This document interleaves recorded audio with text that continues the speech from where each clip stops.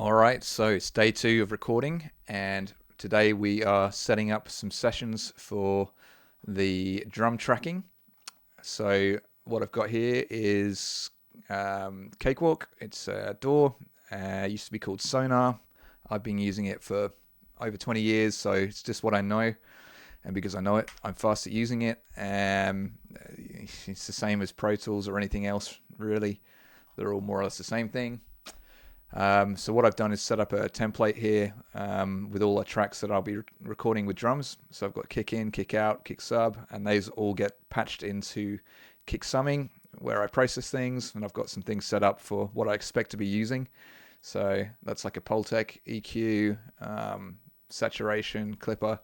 I'll probably add another EQ on there down the track, but we'll come back to that when we're mixing. And then snare top, snare side, which is something Matt wants to do. I've never recorded a snare side before, so that'll be an interesting one. And then I've got snare bottom, usual hat, rack, floor, overhead. And then what we're going to do is copy the overheads into some double tracks and flipping the phase on them, panning them central and dropping the volume a bit, and then using that as like an automation trick to create more sort of width in the stereo field when you can sort of raise crashes in each ear and make a really interesting sound. So we'll come to that later. Again, never done that. Something I came across a couple of days ago and thought I'd try it. And that's all coming into an overhead summing track where I put on all the additional processing. And then we've got the room mic. And then I send the room into a few different reverbs, which I'm using impulse response from a Bricasti unit, which sounds great. So that's all I really need for now. And also I'm going to need, I've just added these tracks to play around with, get rid of those for now. We're going to need the ghost tracks. So basically, because I've already recorded all these songs, I'm going to use AI split stems from the old sessions. Now I could use the old session itself, but I'm missing all the plugins from it now, so I'm just going to use what we've already outputted, which I have over here. I'm going to bring in, so this is the bass track, so I'll just import that.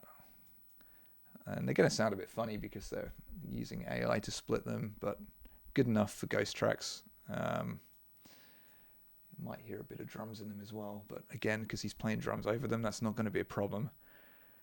So here we go. Here are our ghost tracks, and they're all just going to the master bus. I should also say the drums will go to a drum bus down here. So if I just play this, I don't have anything now. I deleted it all. All right. So these are all our guitars. Let's just make sure that's all coming through. It is coming through. So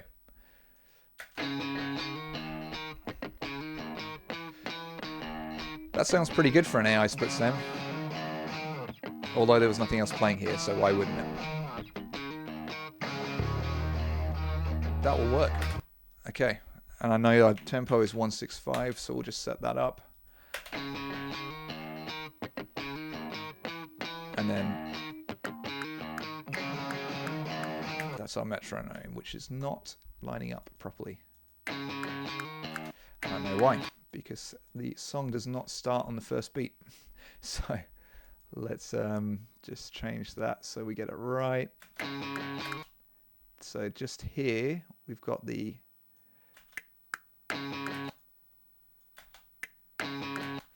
I've got to get this at the right point. I think we need to be snapping to an eighth. Let's try that.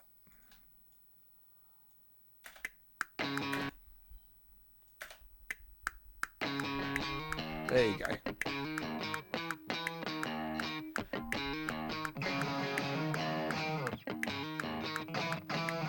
That should do it.